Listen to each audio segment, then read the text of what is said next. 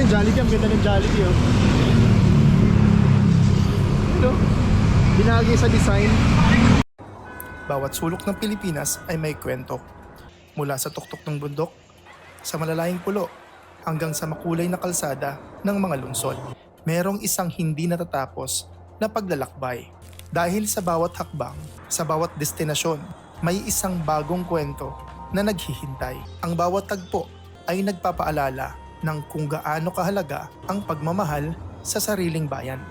Ang pangarap natin, hindi lang makita ang lahat ng ito, kundi ma-experience ang lahat ng adventures, hamon, at higit sa lahat, pagmamahal sa Pilipinas. Tara, libutin ang sariling atin.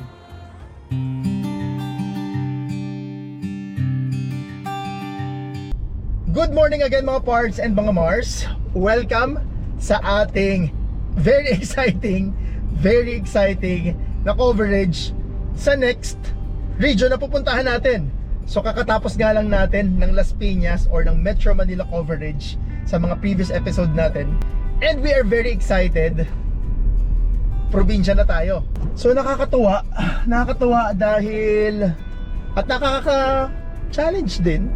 Hindi ko naman sinasabi nakakapagod dahil nag-enjoy nga tayo sa ginagawa natin dahil hilig nga natin to. But it takes a lot of time and effort din syempre na mag-shoot, mag-edit. We are currently at Alabang Zapote Road at papunta tayo ng Cavite, na kung saan magsisimula ang ating Region 4. So nakakatuwa nga rin tong ginagawa natin dahil marami tayong natututunan, marami tayong na-explore. Yeah, nakakatuwa. Kung ako may hobby, ito ang hobby ko. Well, hobby is kotse motor, adventures, and making a story out of it. Siguro. And syempre, i-share yun sa inyo. So, I hope you appreciate the contents na ginagawa natin. So, mga Pards, in front of us, patapos na ang Zapote Road. That's the coastal road papuntang Pasay. Well, Paranaque rin. Part ng Paranaque. Yan. Yan yung tinatawag na Cavitex. Straight ahead. Ito, papunta tayong Zapote. Yan.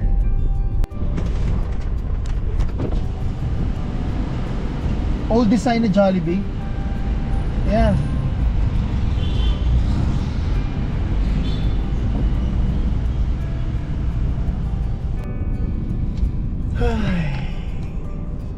Dami natin natutunan. Nakaka-addict din. Actually, nakaka-addict din. I consider this yung mga ginagawa natin like parang video games. Na hook ako ng sobra sa video games. Ito, dito ako na-hook. Parang pag nagko-cover ako or kahit nag-i-edit ako, parang feeling ko nagbi-video games na rin ako. Sobrang nakakalibang at nakakatuwa talaga.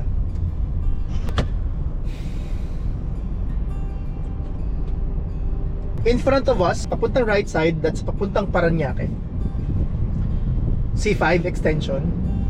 And yun, malapit na sa airport. And in front of us, patapos na ang Zapote Road or end ng Zapote Road. Ito naman papuntang left. Ayan.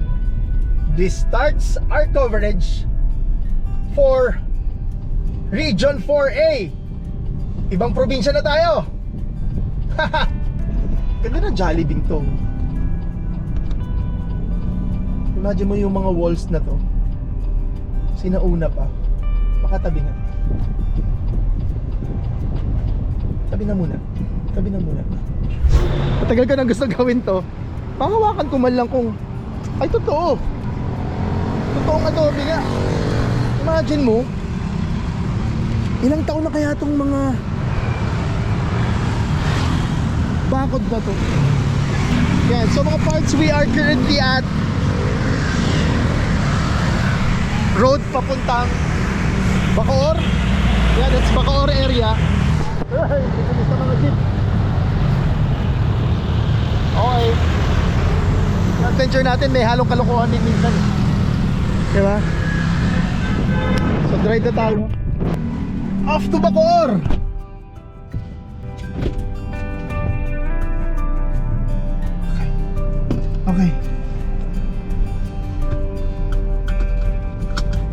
Yan, makapag-explore dito. Ano tayo magpa-parkingan dito? This is a nice place. Ayan o. Alright, so bago tayo mag-park at pumunta dun sa location na yun, statue yata yan ni, I think that's Emilio Aguinaldo. At bago tayo mag-explore sa mga statues na yun, ayan, gusto ko makapag-ikot-ikot dito. Bago tayo mag-ikot-ikot, ito na muna ang Quick History ng Cavite.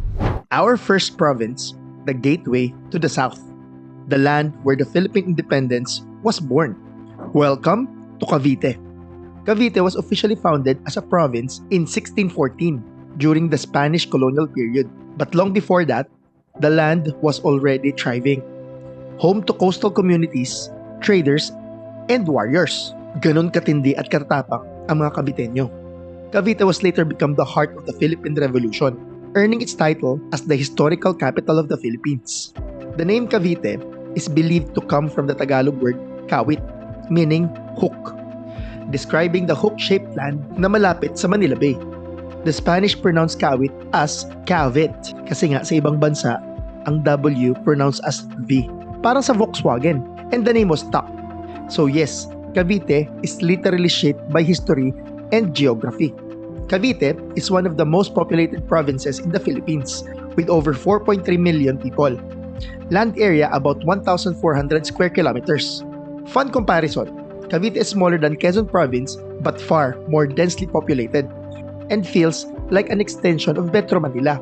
Pag nasa Bacoor ka or even part ng Imus, halos parang feeling mo nasa Metro Manila ka pa rin.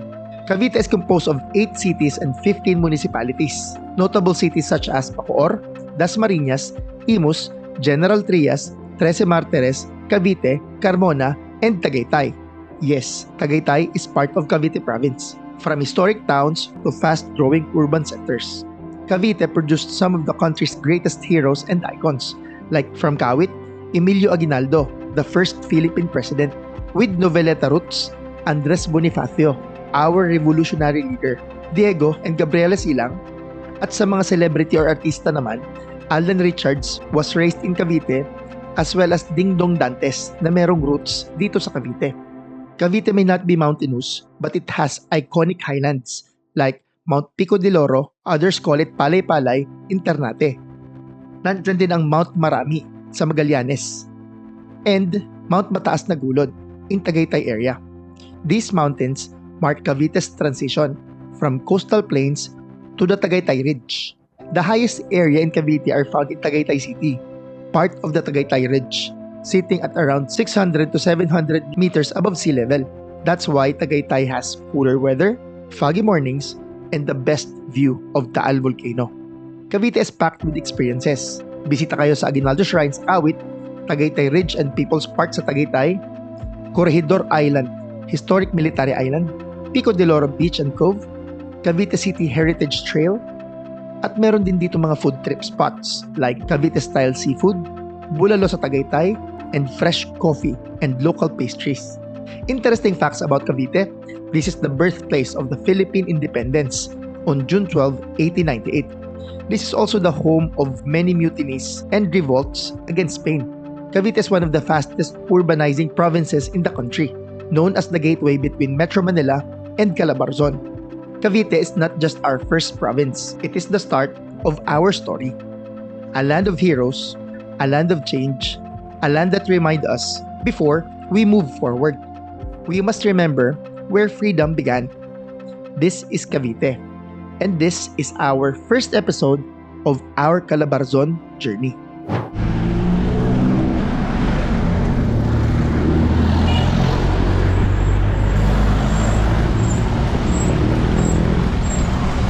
And that's an old building.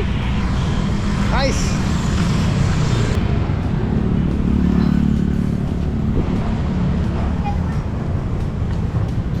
Ganda naman ng barangay hall na to. Wow. Adobe, adobe, adobe.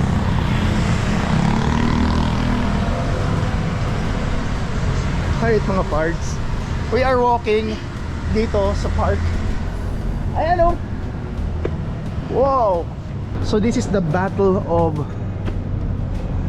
Zapote. Battlefield Zapote. Ah, hindi pala to si ano. Okay. General Licerio Geronimo. Siya yan. Hindi pala si Aguinaldo. Akala ko si Aguinaldo. So this is the Bacoor Baywalk. So we will be covering the Bacoor, or we will be covering Bacoor separately. But now, Cavite muna tayo. But now, unahin muna natin ang Cavite. So lakad tayo ng konti dito sa kanilang, imagine mo, yung tulay na yan. Naging saksi yan, or naging witness yan sa mga giyera nung araw. Even this one. Yan, laban ng Zapote. Labanan sa Zapote 1899. Huh. See, that's a good story.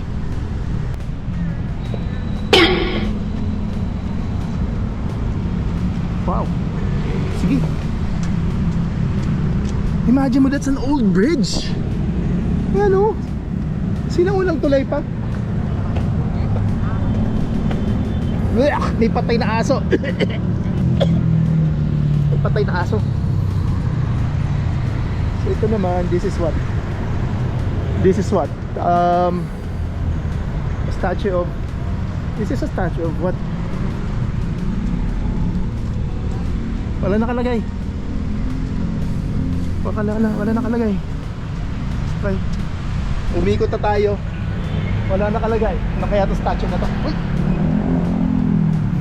Alright. So balik na tayo. Nakapag-explore ng konti. So this is Zapote. Zapote Bridge. Woo!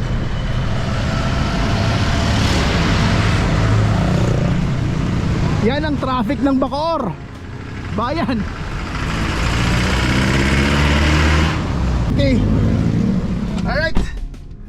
Woo! Alright mga parts and mga Mars, that's for the intro for the province of Cavite. We are now at the boundary or bukana ng Bacoor. Behind us is the Zapote Bridge. Please abangan nyo yung mga next episodes natin, adventures natin covering Cavite province.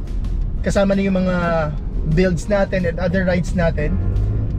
Ayan, pabalik na muna tayo sa ating base. U-turn tayo. Ayan, so that's the Zapote Bridge. Pabalik na tayo ng Alabang. There you go.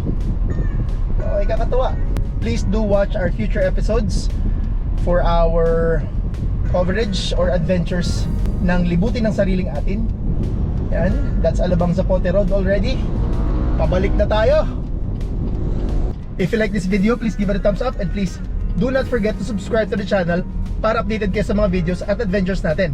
That's it for today mga pards and mga Mars. Sana nagustuhan niyo ang video natin today, at lagi natin tatandaan, hilig man sa kotse o sa adventures, bakit ka pa pipili? Hard work pays off. Pwede mo.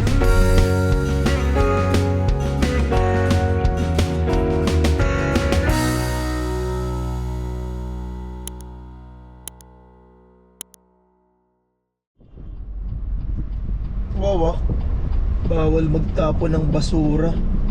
Kailan pa? Gabundok na ng basura yan eh.